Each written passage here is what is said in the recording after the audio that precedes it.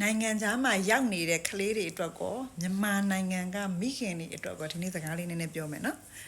ဟောနေမနေ့ကတော့တူမလေးတယောက်လာတော့အိုမမအလုပ်တော့လုပ်တာအခု2နှစ်ပြည့်ခဲ့တာပေါ့2နှစ်ပြည့်လို့ပြန်လာတော့ပတ်စံဟိုရောက်ခတဲ့ကအကျွေးဆက်ရတာအိုမန်သွားတယ်ဆိုရင်အကျွေးရတိတ်မတင်ဘူးကွာသူသွားတော့ဆို10သိန်းကျော်လောက်ပဲကုန်တယ်ထင်တယ်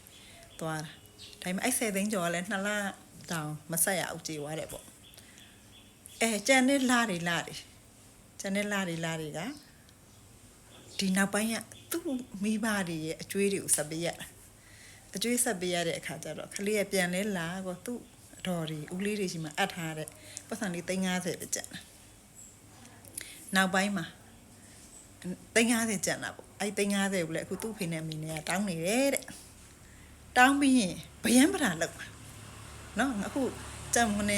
မပြောတဲ့စကားကိုသူမိဘတွေကသိမှာမြင်မှာဒီ TikTok ကိုမြင်မှာသူတို့လည်းရှိတယ်ဆိုကိုခလေးကဟိုမှာသူများနိုင်ငံမှာအလုပ်သွားလုပ်ကြတာနော်အလုပ်သွားလုပ်သူများခိုင်းတာကိုလုပ်သူများကြွေးတာကိုစားပြီးတော့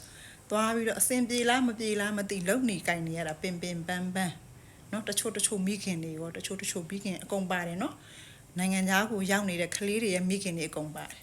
ဟိုမှာသူတို့ကဘလို့တွေပင်ပန်းဘလို့တွေအန်ရချားမှာလှုပ်နေရလဲဆိုတာမသိနောက်ပိုင်းကနေလှုပ်ချင်တာလှုပ်နှလုံးထိုးလိုက်သုံးလုံးထိုးလိုက်ပတ်စံတွေကို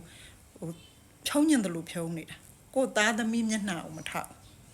ပြောချင်တာဟိုမှာသားသမီးတွေကပင်ပန်းနဲ့ပတ်စံရှာနေတယ်လှုပ်နေတယ်ဆိုလို့ရှိရင်နောက်ပိုင်းကမိဘတွေခါ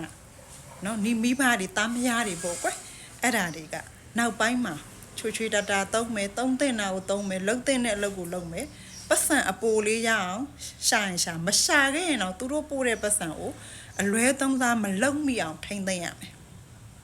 နော်ထိမ့်သိမ့်ရမယ်အကျွေးကြအောင်ဆက်ပြီးတယ်ဆိုရင်ဒီပို့လိုက်တဲ့ပတ်စံလေးကိုစားတဲ့နာလဲစားဟိုသုံးတဲ့နာလေးလောက်ပဲသုံးပြီးတော့